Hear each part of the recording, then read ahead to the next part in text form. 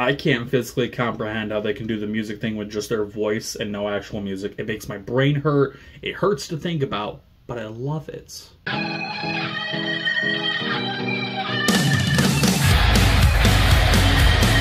Welcome to A Run Does Music, where today we're doing a commission from my friend Abby, and we're looking at the third EP from the acapella group and band Pentatonix called Pentatonix Volume 2. This is, again, a commission from my coworker and friend Abby, so thanks to her for this review. This is an album composed of some covers and original music. They're all put together with just their voices. I remember hearing about them back when this actually came out and being anything but interested in it at the time because I was balls deep into my if it's not metalcore, deathcore, keep it far away from me phase.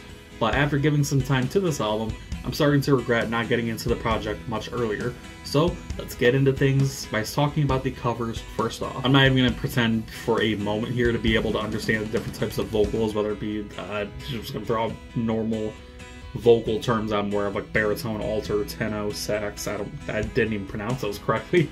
I don't understand all of that. Hell, my own vocal style is constantly debated whenever I try to explain it, so I don't know the differences. What I do know, however, is that the band's ability to turn voices into an actual pure musical piece on par with the normal band performance is impressive without a shadow of a doubt. One of the best examples of Pentatonix being able to effortlessly form a structure is on Can't Hold Us, the introduction track that sees an early spark get lit, with one of the standout members on this track being the vocal percussionist Kevin Alasula, who I had to double check wasn't an actual drummer or background beat. Like, I genuinely listened to this, I was like, there's no fucking way that this guy is just actually drumming. Well, I didn't just get a beat that was produced by said guy, but nope.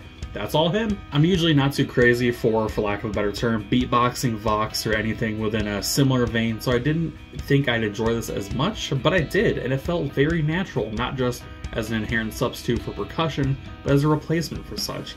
I've already heard their cover of I Need Your Love by Ellie Goulding before as well, but the track has a bit of a timeless element to it, with how good it still stands here on the album. So many years past. Once again, as effortlessly as on Can't Hold Us, they take the original song and not just improve upon its structure, but add a flair that goes beyond just what some a cappella groups covering a song might give.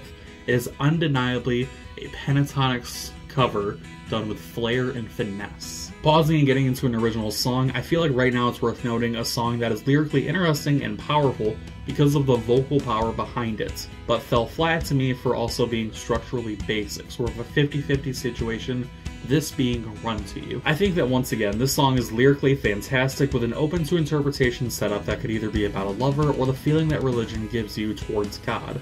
Regardless of the true target or your own interpretation, there's an undeniable sense of devotion that on its own could have carried this track to the top of the tracklist ranking for me, but comparably, its stripped down approach to this song left a feeling not as strong for me in a critical sense. Yes, there's an argument to be made that stripping things down to a more basic performance can be and should be a more impressive moment out on an a cappella album, but for this song I disagree, as even slight inflections and touches could have raised the quality substantially. Flipping this point of the review on its head though, while still talking about a similar topic, I will say that sometimes doing too much can also be a detriment as well, such as with the next song on the tracklist, Daft Punk, being a multi-song cover by the band that tries to do 7 total songs at once, and quickly becomes a highlight session as opposed to a genuinely strong track. This song won a Grammy and is composed very well, but with 7 songs thrown into one for a 4-minute track, leaving aside the knowledge that Daft Punk songs inherently have less lyrics than instrumentation, meaning it's easier to take several pieces of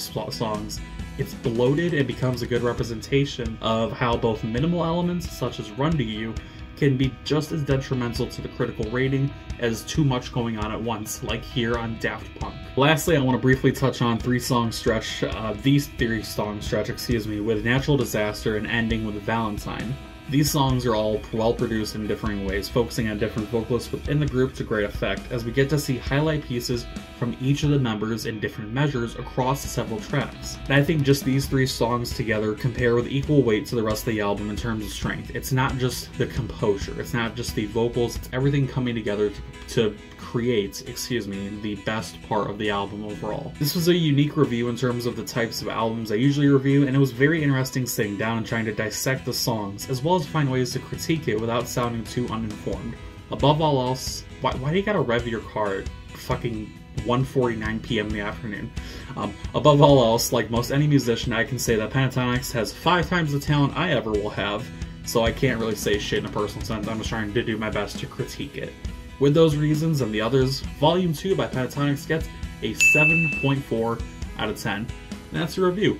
Let me know what you guys think down in the comment section below. Did you ever do choir? What was your position in choir? I was technically an alto, but if you ask me, I'm more of a tenor, but guys can't be tenors, blah blah blah. Choir's annoying, I was confused. Fuck you, have a good day, stay hydrated, I'll see you next time.